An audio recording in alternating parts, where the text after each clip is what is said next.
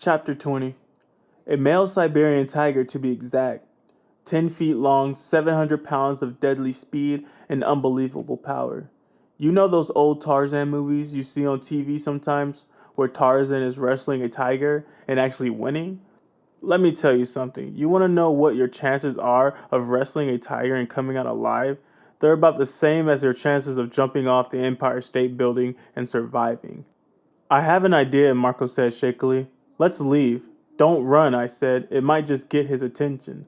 I think he noticed us, Marco said. I think he knows we're here, Jake. I think he's looking right at us. Look at his teeth. Don't freak, I have an idea. The morphing. If I acquire him, it will go into a trance. Acquire? Acquire what? You can't acquire anything about him. He's the acquirer, and you've become the acquiree. He's going to acquire your butt for dinner. He's going to acquire you and spit out the bones. I swallowed hard. I tried to touch the tiger, but my hand was shaking too much. I took a couple deep breaths. I heard somewhere that's supposed to calm you down. I guess it worked. Unless you're practically sitting on a tiger, then absolutely nothing calms you down. Nice tiger, I whispered. He just watched me. He had this lazy who cares look. This look of total complete absolute confidence. Almost like he thought I was funny, like maybe he enjoyed watching me shiver and shake. Please don't kill me, I said. Don't kill me either, Marco added. I reached my shaking hand toward the tiger.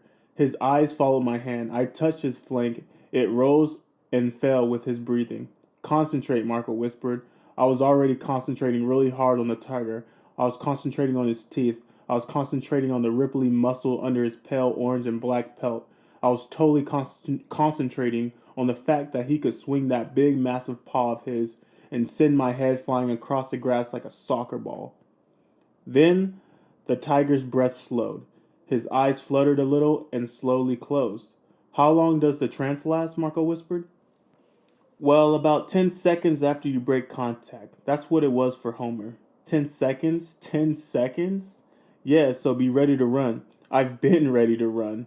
I started to pull away, but then I hesitated. It was a strange moment because right then I realized what I was doing. It hit me. This tiger was becoming part of me. All that power and confidence was becoming part of me. He's beautiful, isn't he? I said. I expected Marco to say something sarcastic, but he said, yes, he's magnificent. Then he added, but let's get out of here before he shows us why he's king of the jungle. That's the lion, I said. They're supposed to be king of the jungle, but let's not tell him that. You ready? He nodded. Now, I yelled. I jumped up and we tore for the ladder. In my head, I was counting off the seconds. 1, 1,000, 2, 1,000, 3, 1,000. Something moved fast. An orange and black fur. Then I realized, duh, there's more than one tiger in the habitat. I heard screams coming from the spectators above. I guess they could see us now that we were out of the bushes. Marco leaped and grabbed the rungs of the ladder. He scrabbled up, and I was about 1/10 of a second behind him. The tiger leaped. His claws scraped the concrete just inches below me, and then he let out a roar that made the rungs of the ladder vibrate in my hands. What a noise! It echoed and reverberated and made my insides turn to liquid. Marco practically flew up the ladder over the side of the wall. I flew right after him. It's amazing how fast you can climb a ladder when there's a tiger roaring for your blood. There they are, someone yelled. Get them! Stop! Guards, at least 3 of them. Should we morph? Marco yelled to me. No, just head for the crowds. There, over by the dolphin tank. It was a close call, but we made it to the big crowd, just a dozen feet behind the guards. From that point, all we had to do was hunch down and squirm between all the people, till the guards lost sight of us. We worked our way to the front gate, always crouching so our heads wouldn't show above the crowd. What did you do? Morph into a midget? It was Rachel. She was right in front of me, looking amused. Tobias and Cassie were there too. The guards were after us, I said. I had almost stopped shaking from close encounter with the big cats. Almost. Oh, quit playing around, Jake, Rachel said. Let's get out of here. I have to be home for dinner. It turned out the other 3 had not been chased at all. They lost the guards easily and had just gone on acquiring morphs, while Marco and I were risking our lives in the tiger habitat. The most annoying thing was none of them even believed our story. Marco and I were a little resentful over that. We climbed on board the bus, and practically collapsed in the seats. We could have been killed, Marco said, pouting. Really, I'm telling you, it was down to a few inches. Yeah, whatever, Rachel said. Don't obsess over it. After all, we still have tonight to deal with. Whatever danger you think you had today, it will probably be nothing next to what's going to happen tonight. Tonight, Cassie shook her head, and I haven't even thought about studying for that math test tomorrow. We may not have to worry about tomorrow. Thank you, little Miss Cheerful, Marco muttered under his breath. Chapter 21. Where have you been all afternoon and evening? My mom asked me as we sat down for dinner. My family is very old-fashioned about dinner. We have to sit at the table, no TV. My mom's a writer, so she hates TV, unless it's one of her favorite programs. Where have I been? I repeated the question. I'm hanging out, hanging with Marco. I don't know why you bother to ask, my dad said. His answer is always the same, hanging out. So what did you do at work today, Dad? I asked him.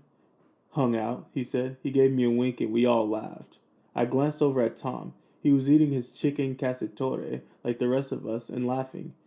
He seemed so normal. You doing anything tonight, Tom? I asked him. Why? I tried to look casual. I was thinking maybe we could shoot some hoops, I said. Maybe you could teach me some new moves and I could take another shot at making the team. Sorry, man, he said. I have things to do tonight. Yeah, like what? I asked. Hanging out, no doubt, my mom said. Eat the broccoli, Jake. It's good for you. It's full of trace minerals and vitamins you can't get anywhere else. Okay, I said to my mom. You know how much I love my trace minerals. I popped the smallest piece of broccoli I could find and I tried to gag it down. I guess it wasn't any worse than eating a live spider. So, Tom, what was it you said you were doing? I asked again. He gave me a dirty look. Do I have to check in with you now? I have things to do. Is that okay, little brother? A girl, my dad commented. I know these things. I'm a doctor. No, Dad, not a girl. I wanted to say. A yerk pull. What's a yerk pull, Mom? Well, it's kind of a long story. I decided to try one more time. I guess a part of me still refused to believe what Tom was. Maybe you're just afraid to shoot hoops with me, and maybe I'd kick your butt. Yeah, that's it. Happy now? Tom sneered. His gaze met mine. Was there some sign in those eyes? Some evidence of the selfish, evil creature that was controlling him? No, I wish there had been. But there's no way to know who is a controller and who isn't. No way. It's what makes them so hard to stop. They can be anywhere. They can be anyone. Even a person you think you know, a person you admire, look up to, love. I broke my gaze away from Tom's and looked down at my food. A few minutes later, Tom got up to go. I knew where he was going. After he left, I went to the upstairs phone where my parents couldn't overhear me. I called Marco. He's on his way, I said. I called Tobias and Rachel. I tried to call Cassie, but I got her mother instead. She's not in, her mom said. She sounded worried. She wasn't home for dinner. She went out to feed some of the animals and didn't come back. My stomach clenched. She probably just out riding one of the horses, I said, trying to reassure myself as much as Cassie's mom. You know Cassie. All the horses are in their stalls, she said. I took a couple deep breaths. Something was wrong. What had happened to Cassie? I'll look around for her, I said. Don't worry. I'll bet she just saw some injured animal or something and went off to rescue it. You know Cassie, I said again. Yes, I'm sure she's fine. Right, she was about as sure as I was. But what could I do? The plan was set to attack the Yerkpul and rescue Tom. Maybe Cassie was already at the school waiting. Maybe. I had a very bad feeling as I rode my bike to the school. I hid the bike across the street, the way we planned. Then I hooked up with Marco and Rachel. Cassie's missing, I said. And where's Tobias? Rachel pointed up at the sky. The sun was setting fast, but I could see Tobias circling high overhead. What is the matter with him? I exploded. He's got a 2-hour limit. We don't know how long this is going to take. Maybe we should bail until we find out what happened with Cassie, Rachel said. Couldn't be she's just scared, Marco said. I am.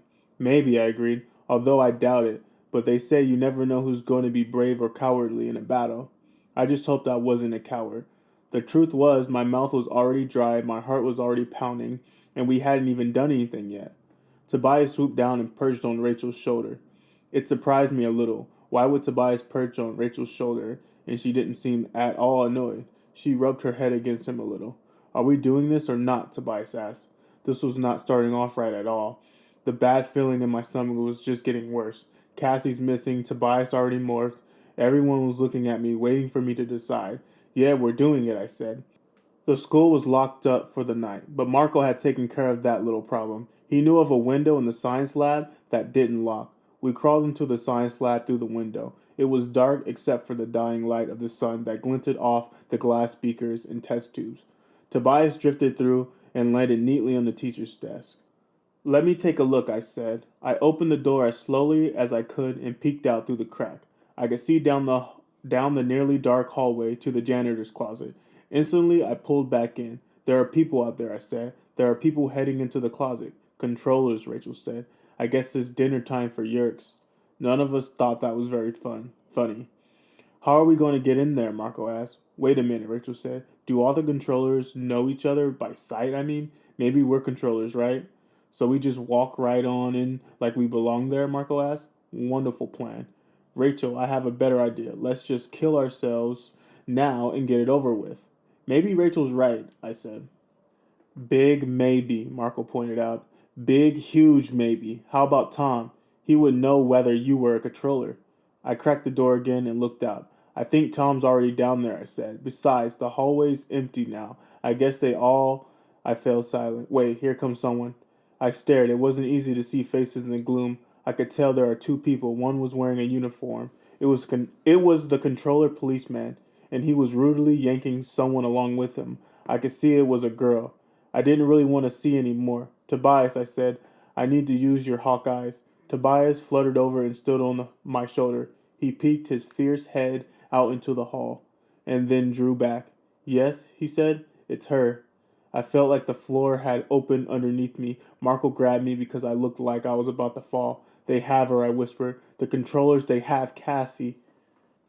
Chapter 22. Who has Cassie now? Rachel stammered. The policeman, the controller, the one who came out to Cassie's farm, the one who was at the sharing meeting. He has her. He saw her at the meeting trying to get close to the full members. Rachel let go of a few choice words. We hadn't even started and already everything was a disaster. Okay, I said grimly. We go out ahead like Rachel said. We figure there are too many controllers for all of them to know each other, right? I mean, they add a new body all the time, right? So maybe we're new controllers. Oh man, Marco moaned. You have a better idea? I snapped. No, he said. I think we go ahead. We take our chances. Let's rock and roll. Okay then. Everyone act cool. I looked at Tobias. Too late for you to morph back now, but try not to let them see you. Rachel and Marco and I stepped out into the dark hallway. My legs were stiff. My knees were rickety. I was walking like Frankenstein, trying to look casual. We headed for the janitor's closet. Fortunately, no one else was in the hallway. We entered a tiny room and stepped inside. I tried to recall the sequence for opening the door, faucets to the left, then twist a second hook around right. The door swung open. There was more noise than there had been the other day, or maybe it was just that my human ears heard it better than my lizard ears had. There was a deep slushing, swishing sound, almost like a gentle surf breaking on the shore. But that was the nice noise. The other sounds were horrifying. Despairing cries, terrified screams, shouts, shrieking, triumphant laughter. You sure this is just the Yerk pool? Marco said in a nervous, shaky voice. I see a guy with horns and a pitchfork, and I'm out of here. I stepped into the opening. The stairs were steep, and there was no rail, so you felt like you were about to pitch forward with every step. We descended together. The door closed automatically behind us. At first, I guess I expected there to be maybe a couple dozen steps, but the steps never ended. We just kept walking. There were always more steps. The walls were dirt, then quickly became rock. As we went down, down, down, it felt like those stairs would never end. Some superior aliens, Marco whispered. You think they could have put in an elevator? We all giggled a little, very little. Suddenly, the rock walls widened out. We had merged into a huge cavern. And when I say huge, I mean huge.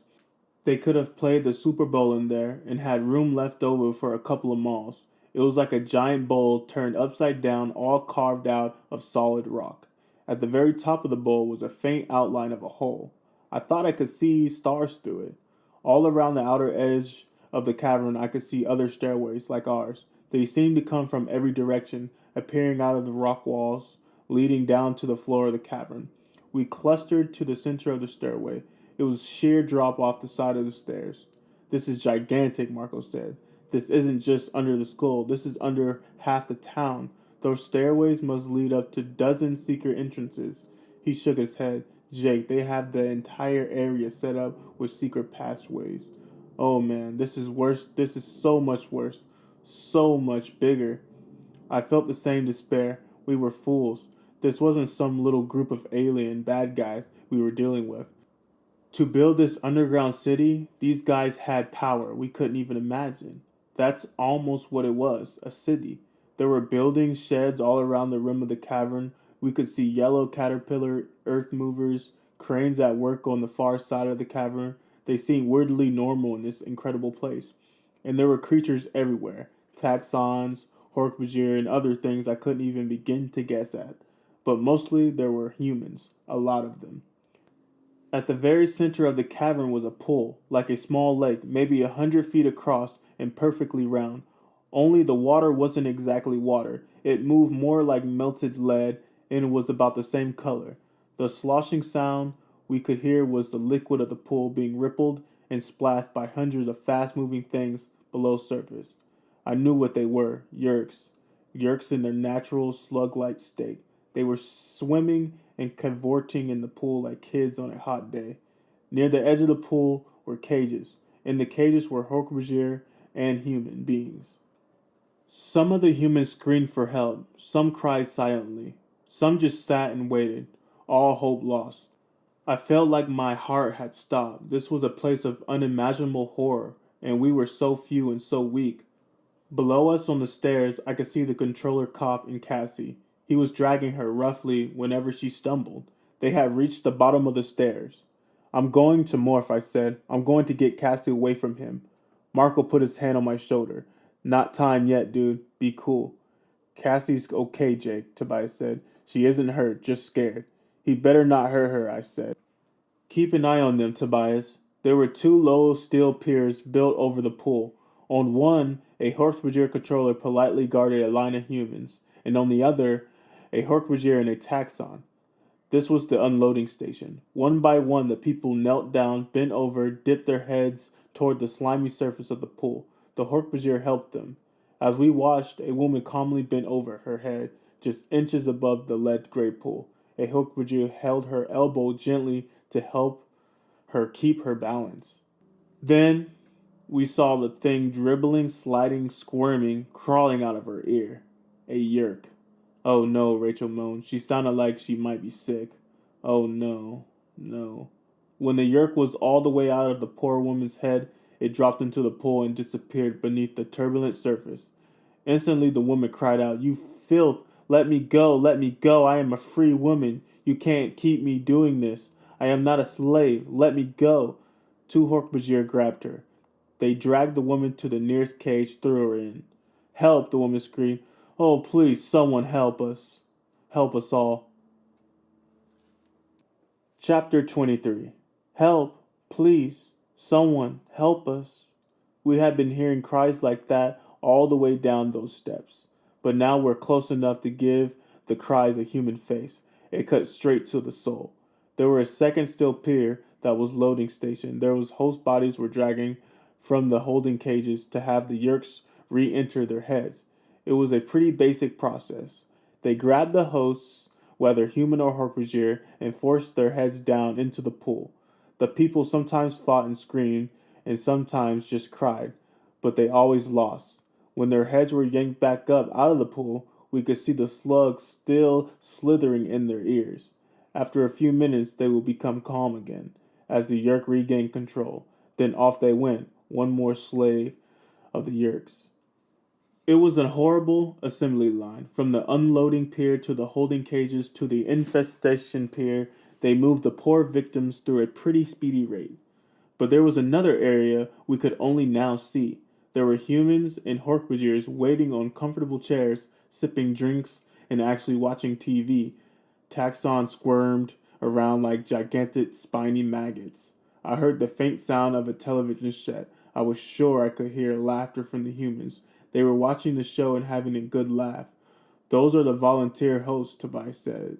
Collaborators. What are you talking about? I demanded. You remember what the Andalite told us? Many humans and Hork-Bajirs are voluntary hosts, Tobias replied. The Yerks persuade them to let them take over. I can't believe that, Rachel said. No person would ever let this happen to them. No one would ever give up control of himself. Some people are scum, Rachel, Marco said. Sorry to burst your balloon. The Yerks convinced them that taking on a Yerk will solve all their problems. I think that's what the sharing is all about. People believe that becoming something different, they can leave behind all the pain. Like spending all their time as a hawk, Marco pointed out. Tobias had nothing to say to that. He spread his wings and flew up and away. Tobias, come back, I called to him. We have to get moving, Rachel said. We have been standing here staring for too long. She looked at Marco. Don't be a jerk to Tobias, okay? We need everyone. Tobias came swooping down toward us. Cassie, he said. She's on the pier, the infestation pier. They're going to turn into a host. With my normal human eyes, I couldn't see that well in the purple gloom. I could just make out the cop's uniform and the small shape beside him. Do you see Tom? I asked Tobias. In answer, he flapped his powerful wings and gained altitude. I saw him high over the pool. Then he came back toward us in a power dive. I see him, he said. I hesitated before asking. I wasn't sure I wanted to know the answer. Is he in the cages or is he a voluntary? He's in the cage, Tobias said. He's yelling his brains out at the Hork-Bajir guard. Yes, I knew Tom would never have gone voluntarily. I knew they must have taken him kicking and punching. Cassie is getting near the end of the pier, Tobias warned. We only have 5 minutes before they infest her. It was time.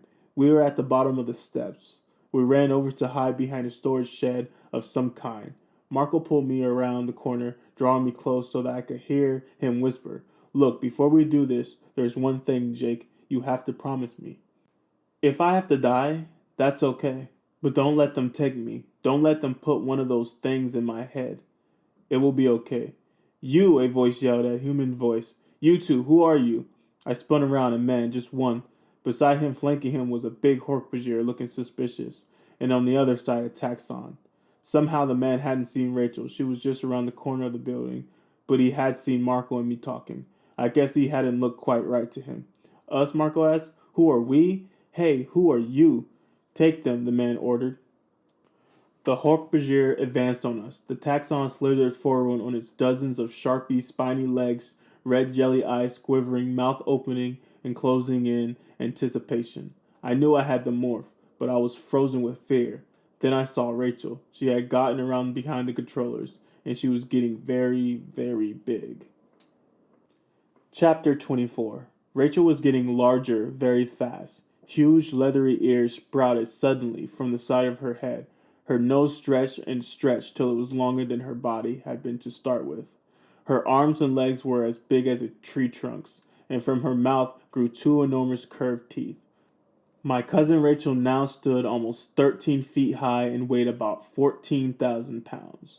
The weird thing was, I was happy about all of this. Ha ha ha, I heard Rachel's triumphant laugh. I did it. The Hork-Bajir Taxon came closer. Rachel began twitching her little ropey tail. Her front legs pawed the dirt floor of the cavern. She raised her massive head and stuck out her 3-foot-long tusks. The Taxon was the first to notice her, with his all-around red jelly eyes, but I guess he didn't know how to react. Rachel charged. 1 minute she was standing there, the next minute she was barreling forward like an out-of-control 18-wheeler. The Hork-Bajir was fast. He spun around and slashed at her trunk with his elbow blade. Too little, too late. Rachel was moving, and no little flesh wound was going to stop her. Puny little thing, Rachel cried, outraged. You attack me? The Hork-Bajir went down, crushed under her monstrous feet. He bellowed, but Rachel's trumpeting was louder. The Taxon tried to run. It turns out Taxons can move out when they want to. It also turns out elephants are faster than you think. They can be very fast. Rachel's foot caught the Taxon's back end. The needle legs collapsed, crackling like broken twigs. Yellow goo oozed from the pot flesh of the big worm. She kept rolling over him, leaving behind a big, extremely disgusting pile of goo. The foul smell of the squashed Taxon nearly knocked me out. The human was still standing there. He said, "An elephant?" like he couldn't even think about it being real. Rachel wrapped her trunk around his middle. "Yeah," we heard Rachel say, "an elephant." The man screamed. I guess he figured out it was real. Rachel threw him through the air. I never saw where he landed. "Quick," I yelled at Marco. "Morph." "Nice work, Rachel," Marco said. "Remind me not to ever make you mad." I focused on the tiger. I knew his DNA pattern was in me. I thought of him lying there in his habitat at the gardens, wishing he were back in the jungle, hunting, taking down his prey. I guess maybe he wouldn't mind the use I was making of his DNA. This wasn't quite a jungle, but it would have to do. "More Hork-Bajir coming," Rachel said. Rachel turned to face them, tusks ready. I felt the morph begin. The hair grew from my face, the tail squirted out behind me, my arms bulged and rippled. They were massive. My shirt ripped. I fell forward onto my hands, now my front legs. The power. It was electric. It was like slow motion explosion. I could feel the power of the tiger growing inside of me. I watched claws, long, wickedly curved, tearing, ripping, shredding claws, grow from my puny human hands. I could feel the teeth sprouting in my mouth. My eyes looked through the darkness like it was broad daylight, but most of all, the power, the sheer, incredible power. I was afraid of nothing. Hork-Bajir was running at me, their arm blades slashing in the air. I opened my mouth and I roared. The Hork-Bajir stopped dead in their tracks. That's right, my little Hork-Bajir friends. The human part of my brain thought, time to meet the tiger. The muscles in my back legs coiled up. I bared my teeth and gave them another roar loud enough to make the ground quiver. I leaped through the air, claws outstretched. Chapter 25. I sailed through the air and struck the closest Hork-Bajir in the chest. Down he went with me on top of him. He rolled over and tried to get up. He was fast, but I was faster. He struck at me with his razor arm. I ducked under the blow. My left paw swung so fast even I couldn't see it. It left 4 oozing tracks across the Hork-Bajir's shoulder. Another Hork-Bajir, wrist blades, elbow blades, and talons whizzed. They were like a pair of lawnmowers on full throttle. And still, I was faster. I can't even remember what happened next. All I have is this image of the tiger, of me with claws slashing and jaws snapping. I was a whirlwind of orange fur and black stripes. The Hork-Bajir fell back. I roared. They turned and ran. On one side, I saw Rachel. She lifted Hork-Bajir up on her tusk and tossed him back over her shoulder like he was a doll. And then I saw Marco. Big Jim's massive body was ripping its way out of Marco's slight frame. "Just call me King," Marco said. "King Kong." The truth is, like Cassie said, gorillas are very gentle, peaceful, quiet creatures. The truth also is that they are strong, real strong. Basically, compared to a gorilla, a man is something made of toothpicks. Now, Hork-Bajirs are pretty large creatures. They stand about 7 feet high and are built for trouble. But Marco swung one big gorilla's fist and hit the nearest Hork-Bajir in the stomach. The Hork-Bajir went down, hard. I roared, Rachel trumpeted, Marco lifted the Hork-Bajir up and tossed him aside like a rag doll. The rest of the Hork-Bajirs turned and ran. "Now," I shouted, "before they get organized again." We charged. Rachel plowed down right through some of the small sheds, buildings like Godzilla heading for Tokyo. Marco came loping along, swinging his massive forearms, punching anything that got in his way. Whatever he punched stayed down. And I ran down the middle looking for any controller dumb enough to mess with me. We reached the cages. The people and Hork-Bajirs inside shrank back from us. They were almost as afraid of us as they were the controller. Let's face it, a rescue party made up of an elephant, a gorilla, and a tiger is not what they've been hoping. Marco began ripping at the locks on the cages. The lock gave away. The door flew open. Marco did something very human to reassure them. He made a little bow, then crooked his finger at them as if to say, "Come on out." Tom was the first out. He looked scared and mad and determined. I was going to send him a thought message telling him who I was, but suddenly there was Rachel screaming in my head. "Jake," Rachel said, "look, Cassie." Cassie was nearly at the end of the infestation pier. The Hork-Bajir and Taxon guards were still sticking to their duties. As I watched, another human was shoved headfirst into the Yerk pool. "Cassie is next," I cried. "Don't worry," Marco said. "We'll take care of Tom. Go before they do it to her." I hesitated for only a few seconds. 1,000 of thoughts were going through my head. Later I would think about that moment. Think, maybe if only. I broke into a run. I had to get her. As I watched, the two Hork-Bajirs on the pier grabbed Cassie by the arms. No, she cried. I tore at full speed. I leaped over taxons. I dodged around Hork-Bajirs, and I practically flew, but I couldn't really fly. Not the way Tobias could. I saw him high up in the caverns. Down he came like a bullet. The talons came forward. Tobias hit the first Hork-Bajir at about 50 miles an hour. He swooped away, leaving the aliens clutching at its slimy mess where his eyes used to be.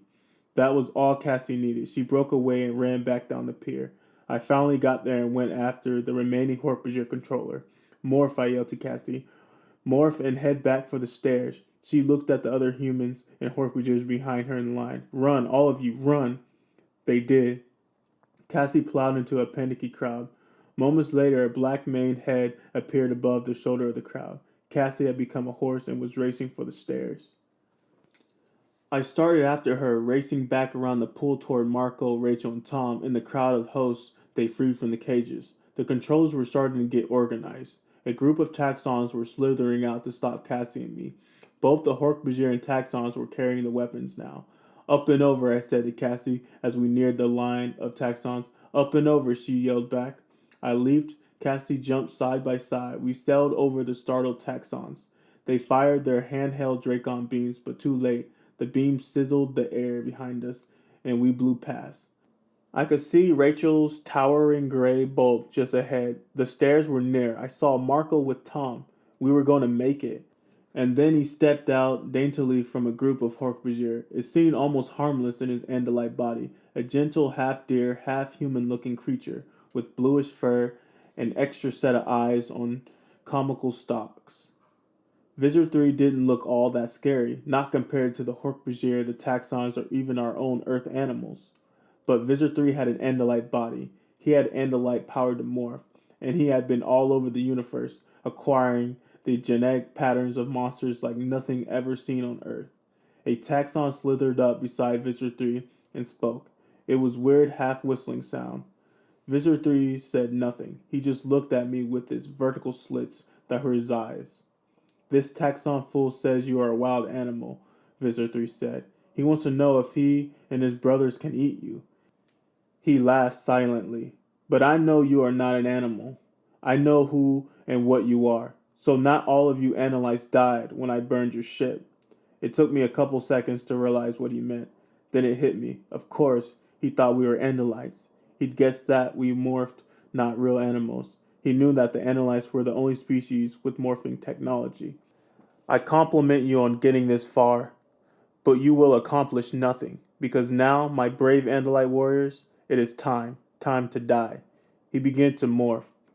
I acquired this body on the 4th moon of the 2nd planet of a dying star. Like it? I realized I'd been wrong to be hopeful. We were not going to make it. Chapter 26. From Visor 3's Andalite body, the creature grew, tall as a tree, towering over even Rachel. 8 massive legs, 8 long, spindly arms, each ending in a 3rd-fingered claw, and from the place where the top set of the arms grew came the heads. Heads, plural, 8 of them. This creature had things for the number 8. Even the Hork-Bajir controllers backed away. Even they didn't want to be near Visor 3 when he morphed this way. But the taxons edged in closer, crowding around their leader like a pack of hungry dogs, looking for table scraps. I was frozen in terror, stunned. Even the tiger that was part of me was confused and worried.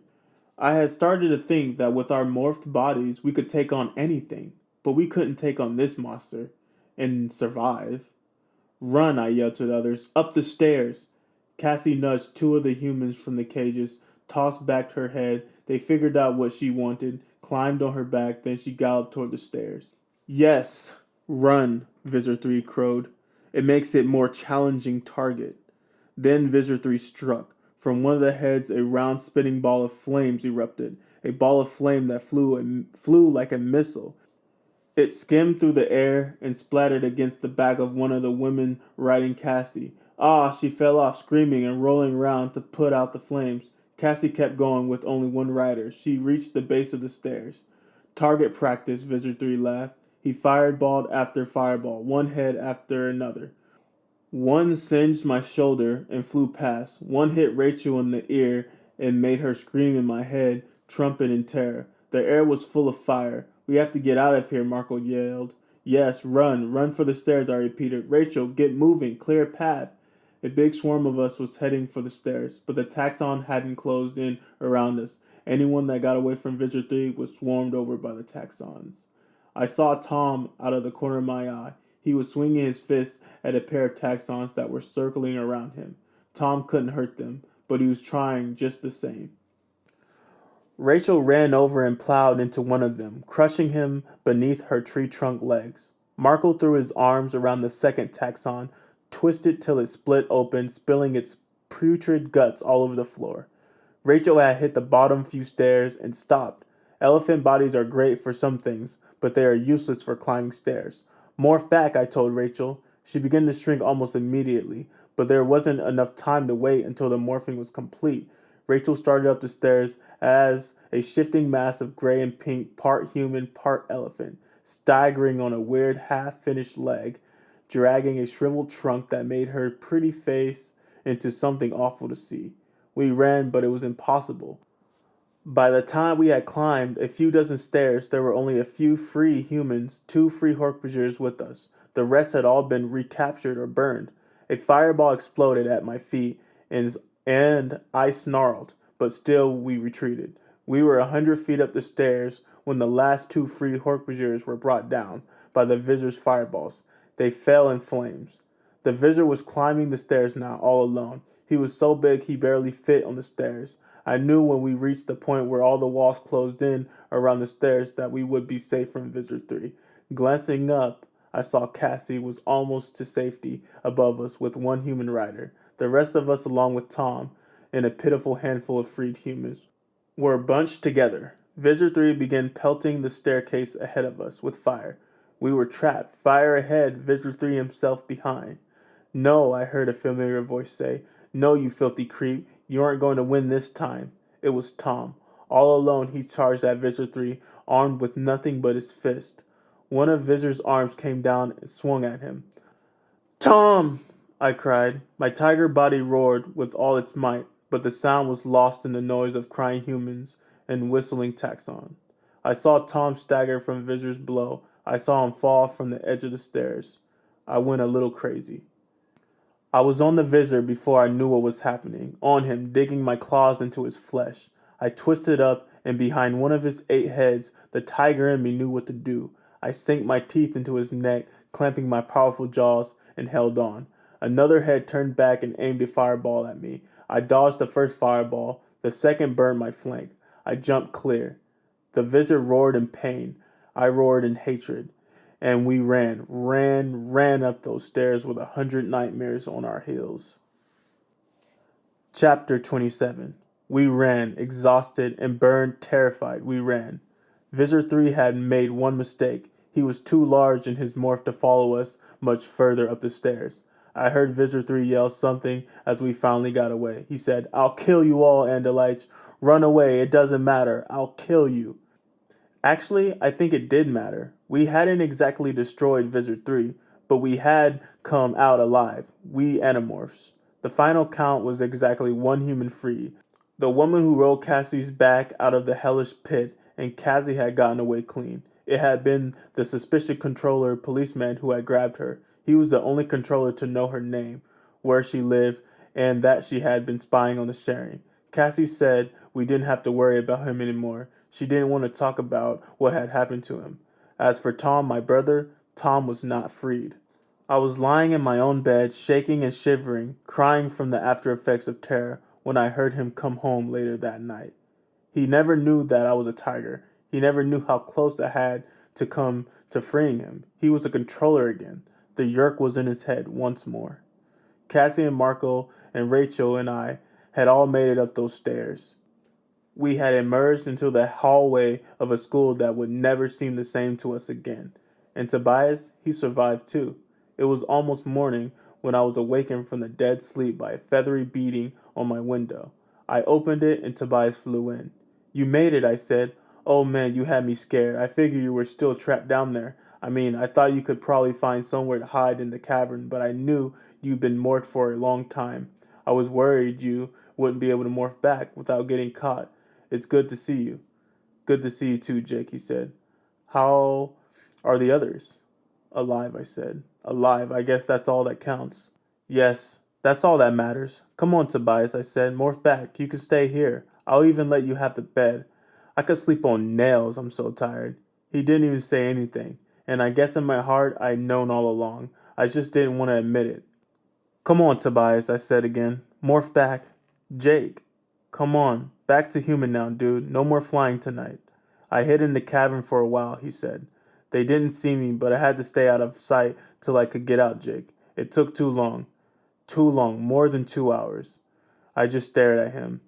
At his laser-focused eyes, at his wicked beak, sharp talons, and at his wings. At the broad, powerful wings that let him fly. I guess this is me from now on, Tobias said. I knew there were tears falling down my cheeks, but I didn't care anymore. It's okay, Jake. Like you said, we're alive. I went to the window and looked up at the stars. Somewhere up there, around one of those cold, twinkling stars, was an end-light homeworld. Somewhere up there was hope. They'll come, Tobias said. The Endelites will come. And until then, I nodded and wiped away my tears. Yeah, I said, until then, we fight.